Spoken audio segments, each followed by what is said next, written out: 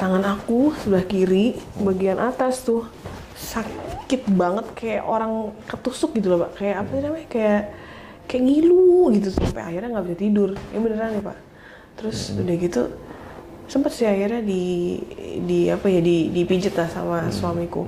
Dan itu aku dipijetin teriak-teriak gitu sampai gitu. Saking sakitnya. Saking ngilunya. Ngilu sama kaku gitu rasanya. Iya, ngilu seperti itu Pak.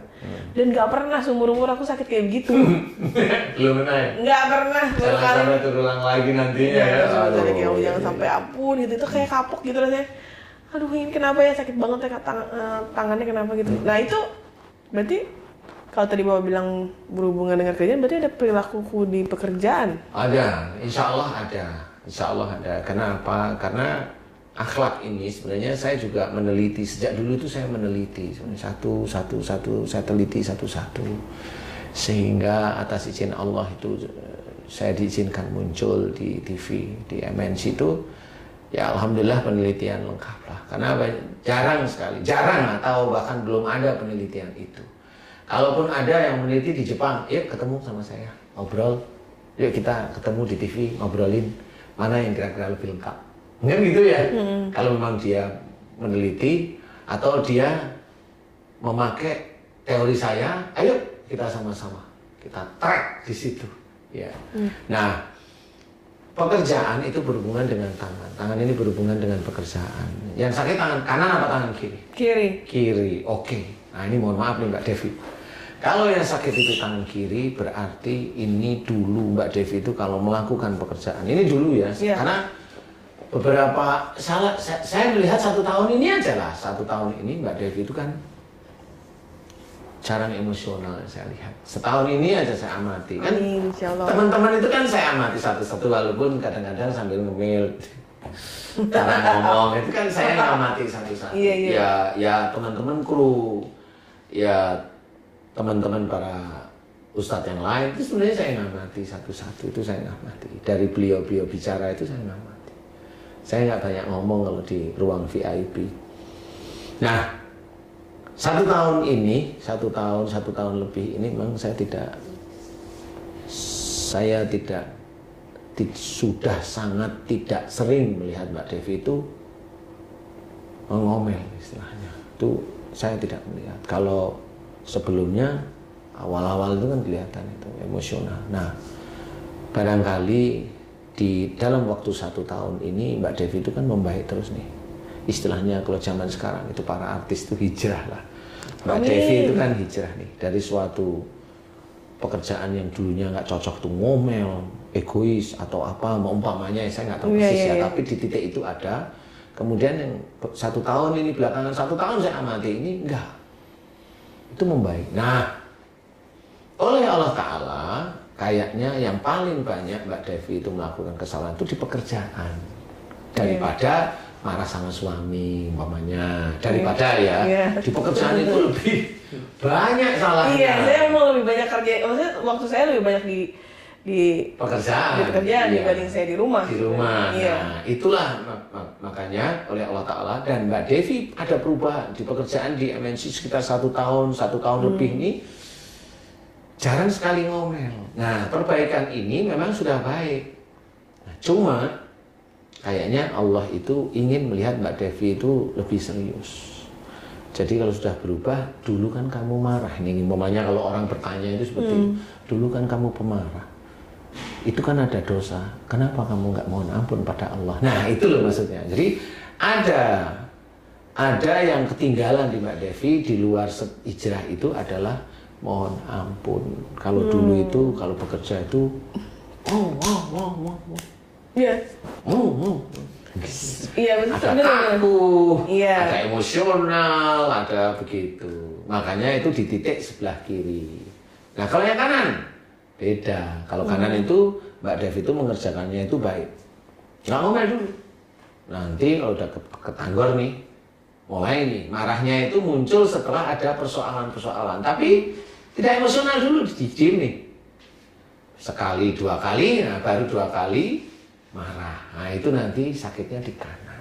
Oh gitu. Jadi yang dikerjakan itu sebenarnya sudah baik. Kemudian caranya juga mulai sabar, tapi nggak betah. nggak betah dengan belajar sabar dan tenang itu nggak betah. Paham ya? Yes. Sehingga Allah tetap mengingatkan, ya itu biasanya nanti sakitnya di tangan kanan. Oh gitu, Gitu. ya. Jadi kalau Mbak Devi ingin sembuh, rasa sakit, rasanya sakit sekali. Sakit. Coba sekarang doa. Ini mumpung nih para guys, para teman-teman beriman dan ibu-ibu muda temannya Mbak Devi ini pada nonton. Mbak Devi, mohon ampun. Coba langsung sekarang. Nah ini mumpung nih produser saya tuntun nih. Mohon ampun kepada Allah Ta'ala jika memang dulu ya Mbak ya. Jadi sebelum menangani siraman kolbu ini dulu emosional dan Mbak Devi hafal sekali. Iya saya emosional. Nah, mohon ampun kepada Allah Ta'ala.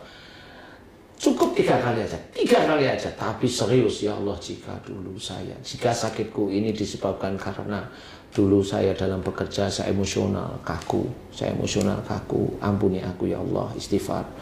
Ulangi lagi ya Allah jika sakit saya yang di tangan kiri ini disebabkan karena dulu saya bekerja, saya emosional, saya kaku. Jika itu salah dan dosa, ampuni dosa saya, astagfirullahaladzim. Ulangi lagi sekali lagi. Begitu guys, saya mencoba untuk mengangkat Mbak Devi. Kita coba Mbak Devi. Gimana? Udah Mbak? Udah. Gimana? Enak sih Pak, kayak ada yang plong-leng gitu. Oh gitu? Alhamdulillah. Dia bilang sama teman-teman. Alhamdulillah. Ya bener sih. Kadang-kadang namanya juga anak muda ya Pak. Kalau Yeah. misalnya kita kerja kan emang jiwanya tuh kan masih kencang banget. Tapi di siraman kolbu tuh aku belajar ketemu juga sama bapak-bapak senior gitu. Aku belajar untuk bisa mengendalikan emosi, kerjanya nggak pakai emosi, dan bisa belajar sabar sebenarnya.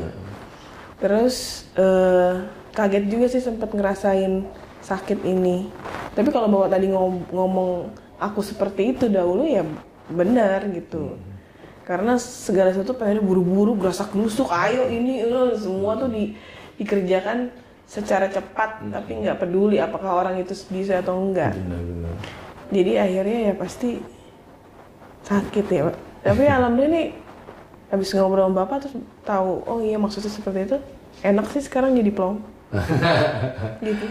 Ya alhamdulillah, berarti yang ditunggu oleh Allah Ta'ala itu adalah permohonan ampunan Mbak Devi kepada Allah. Ya, kalau udah itu terus nanti sekali-kali semuanya lah dimohonkan ampunan. Kalau memang kerjanya itu kaku, emosional, keras dulu, ya mohon ampun. Kalau mamanya di keluarga ada kaku, ada keras, ada emosional, ya mohon ampun seperti itu. Jadi Allah itu sebenarnya menunggu itu.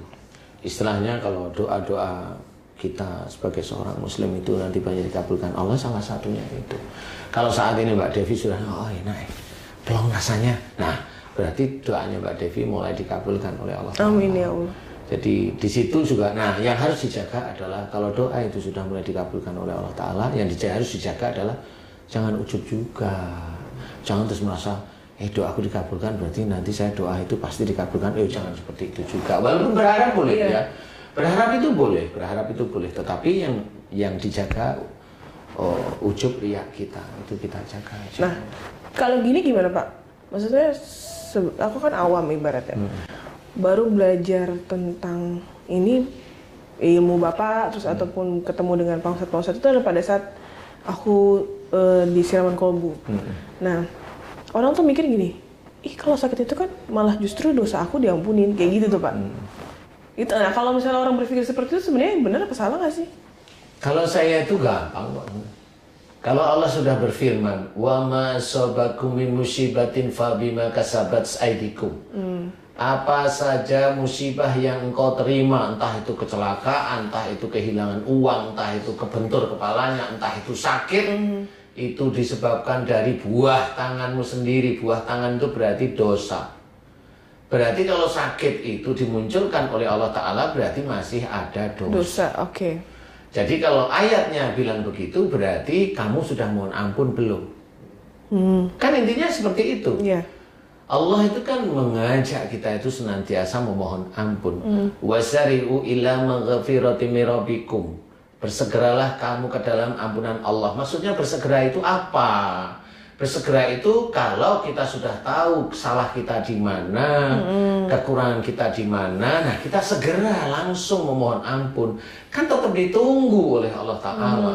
Bahwa memohon ampun itu wajib. Lah kalau belum memohon ampun kepada Allah Ta'ala tentang perilakunya, umpamanya dia suuzon hobinya, kemudian pusing. Lah mohon ampun tentang suuzonnya aja belum pernah. Kemudian dia pusing kok katanya itu dosanya diampuni atau hilang. Lah kan pakai otak di sini. Nah, ya nggak bisa seperti itu. Ada ininya, ada apa namanya? Ada caranya yang harus dikerjakan. Seperti umpamanya mau bikin SIM kan harus daftar dulu, harus ini, kan gitu. Bukan ujuk-ujuk terus langsung naik kendaraannya, jalanin, itu kan nggak seperti itu.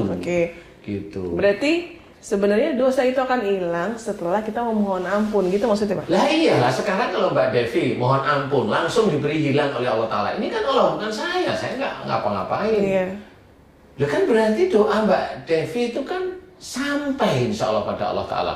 Lah yang menghilangkan sakit siapa? Siapa coba? Allah. Kan Allah. Berarti kan Mbak Devi doanya itu sampai dan Allah itu mencabut. Lah kan hilang. Jadi kalau ada sakit kemudian mohon ampun, sakitnya dihilangkan, ya itu dari Allah karena dia mau berusaha untuk mohon ampun. Kan begitu intinya. Jadi kalau mamanya nggak berusaha mohon ampun, belum pernah mohon ampun, dia itu sakit di situ, nggak pernah mohon ampun, kemudian dia bilang itu dosa diampuni, ya menurut saya kalau dia berpandangan seperti itu, monggo. Kalau saya, monggo. Nggak apa-apa kok. Kita beda pengertian, boleh. Tapi saya hanya cuma bilang, nanti hati-hati di akhirat ya. Gitu. Nanti hati-hati di akhirat itu harus berpikir loh berarti. Di dunia ini berpikir, jangan sampai di dunia ini kita anggap itu benar, nggak taunya itu salah. Jadi kita bawa sampai ke akhirat, lah kan rugi kita nanti. Sampai di akhirat, lah salah. Padahal bukti-bukti sudah nyata ada. Banyak orang yang sakit di seruman kolbu, saya suruh mohon ampun aja, Allah langsung mencabut sakitnya. Lah itu kan sudah jelas. Oh berarti harus memohon ampun di titik-titik di mana dia melakukan kesalahan. Kenapa di situ? Ya memang itulah tanda dari Allah Ta'ala. Ya sebenarnya akhirnya paham sih Pak gitu. Karena ya kalau kita nggak mohon ampun, gimana cara kita dosanya hilang? Lah iya. Gitu kan. Kalau memang dosanya belum hilang, ya memang ada cara Allah satu yang itu juga mengkhawatirkan kita sebagai seorang muslim. Innal hasanati yudhibnas sayyi'ah. Sesungguhnya amal perbuatan baik itu akan mengurangi perbuatan yang buruk. Benar sih. Tapi itu kan kalau kita nggak pernah mohon ampun, dosanya kan banyak nih. Kemudian amal kita juga nggak tahu nih kita. Nah setelah kita manusia semua itu mati, dihilangkan, bumi sudah hancur kiamat. Nah baru itu amal perbuatan baik kita dikurangkan dengan amal perbuatan buruk. Jangan bilang dikurangkan amal perbuatan buruk kita itu bahwa perbuatan buruk kita itu selalu sedikit daripada perbuatan baik. Jangan punya pikiran seperti itu. Kenapa saya mengajak untuk senantiasa ingat kepada Allah Ta'ala itu? Kalau kita berbuat baik tapi kita ujub dan riak, hilang amal kita. Nah, kalau misalnya ada seseorang yang memang tidak pernah merasakan sakit, itu apakah dia nggak punya dosa? Enggak juga. Atau memang mungkin kita nggak pernah tahu, mungkin di luarnya kayak nggak pernah minta maaf, tapi ternyata suka meminta maaf. Pak, apa gimana sih Pak? Apa nggak tahu itu? Orang yang seperti itu memang saya nggak bisa membaca itu dalam arti memang nggak tahu. Bisa aja orang itu memang tidak emosional. Nah, kalau tidak emosional ini kan dia tetap tertata, jadi tidak ada momennya suuzonnya ya jarang. Walaupun dia bukan orang muslim, kalau dia nggak suuzon ya dia jarang pusing. Tapi kalau dia seorang muslim, kalau hobinya suuzon, pusing dia. Kalau dikit-dikit mikir ya pilek lah dia. Tapi kalau orang non muslim, kalau dia itu nggak punya pikiran santai aja, ya dia nggak pilek sama. Jadi nggak bisa seperti itu. Semua persoalan yang lebih atau perilaku yang lebih, emosi yang lebih, salah dan dosa yang lebih itu akan muncul. Salah satunya bentuknya itu musibah. Pasti akan dimunculkan oleh Allah Ta'ala. Cuma memang khususnya bagi yang muslim, nah ini yang muslim nih, semakin agamanya, imannya bertambah, Nah, ini jarang orang tahu nih. Semakin imannya bertambah, biasanya semakin dia sering sakit. Oh. Nah, itu orang muslim yang saya amati itu semakin dia imannya bertambah, semakin dia akan sering sakit. Apalagi zaman mudanya ngawur. Nah, pada waktu dia hijrah, dia mencoba untuk dekat sama Allah Ta'ala, nah banyak sakit. Pada waktu dia hijrah dari usahanya yang hebat, dia hijrah kepada Allah Ta'ala, bisa aja usahanya itu bangkrut. Oh. Loh, kenapa bangkrut? Karena dulu dia nyari usahanya juga kacau. Nah, orang nggak pernah tahu kenapa kok bisa bangkrut ya saya. Nah, itu cara Allah menguji. Itu tuh Pak. Iya itu. Paham kalau saya. Menurut saya tapi ya. Iya. Jadi orang itu nggak pahamnya di titik kenapa saya sekarang itu malah lebih dekat sama Allah Ta'ala kok bangkrut malah. Nah, seperti itu. Padahal dia juga diuji dari sisi itu. Memang dia ujian pada saat dia itu mencoba menjaga imannya, oke. Tetapi kalau dia dibangkrutkan, masih nggak dia tetap mau di jalan Allah, kan begitu. Allah kan bertanya juga. Ini orang yakin benar hijrah, omong aja atau dia konsekuen dengan omongannya, kan seperti itu. Apalagi sudah gembar-gembar, aku sudah hijrah, ngomong ke sana kemari. Sudah, itu kan juga merupakan ujub riaknya dia juga. Nah, akhirnya Allah yang menguji. Pasti kalau itu pasti akan diuji. Makanya nggak usah cerita. Kalau ini bisa ya diam kayak orang bodoh, itu malah lebih enak. Kalau diajak ya ketawa ketiwi. Kalau difitnah ya senyum-senyum. Tahu kalau fitnah itu sampai ke telinga kita, itu berarti Allah mengizinkan kita ngerti. Sehingga didoakan orang agar orang tersebut diselamatkan oleh Allah. Cara-cara Islami kita kerjakan aja. Persoalan orang itu urusan orang itu dengan Allah, nggak usah takut. Yang penting tangannya sudah enak. Alhamdulillah. Alhamdulillah. Jadi besok itu kalau ngabani saya itu 15 menit. Cedung gitu itu udah tenang lagi. Insya Allah seperti itu. Alhamdulillah Pak. Jadi ada hubungannya antara akhlak dan perbuatan itu dengan penyakit atau dengan musibah.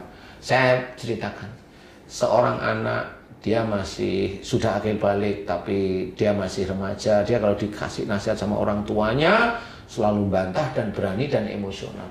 Suatu ketika musibahnya dia bukan masalah sakit yang kelihatan orang sakit, tapi bisa aja dia tabrakan kakinya patah. Ya Allah. Dan itulah sakit yang dimaksud Allah Ta'ala. Kenapa itu di kaki? Ya karena berhubungan dengan masalah keluarga. Kalau dia itu dikasih tahu, diatur sama orang tuanya, nggak mau, dia pilih emosional keras. Nah, kerasnya dengan orang tua itu dibalas oleh Allah Ta'ala, diberi kasih peringatannya, yaitu dengan patah. Jadi kalau ada orang yang patah, berarti sebenarnya hatinya itu ada yang keras. Seperti itu. Makanya ayo kita lembutkan. Allah sudah menyuruh kita harus berlemah lembut kepada siapapun. Sehingga tulang ini menjadi lentur. Dan yang jelas kita akan senantiasa dilindungi dari hal-hal yang menurut kita menakutkan bagi kita. Tabrakan, pencurian kan menakutkan, perampokan kan gitu, begal dan sebagainya. Nah itu nanti kita dilindungi. Kalau agama kita baik, perilaku kita baik, kita hormat kepada siapapun, kita akan dilindungi oleh Allah Ta'ala. Jadi rizki kita itu jalannya dikasih yang ya kelihatan nyaman-nyaman aja gitu loh. Tidak bikin hati itu malah deg-degan seperti itu.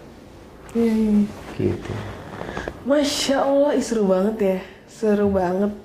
Nanti insya Allah boleh ya Pak, kapan-kapan aku sharing cerita lagi. Terutama buat ibu-ibu muda yang beriman semua, yang mungkin pengen belajar tentang akhlak sehari-hari. Terutama nanti kapan lagi ketemu Bapak, kita akan ngobrolin soal keluarga. Kayaknya seru banget deh.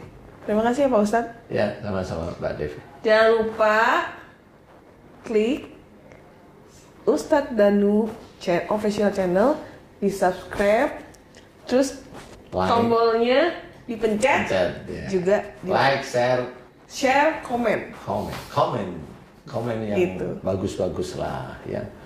Karena yang menilai komen itu bukan kita, Allah. Ya. Yang menilai komen yang menilai itu Allah. Ya, mudah-mudahan bisa menjadi gambaran.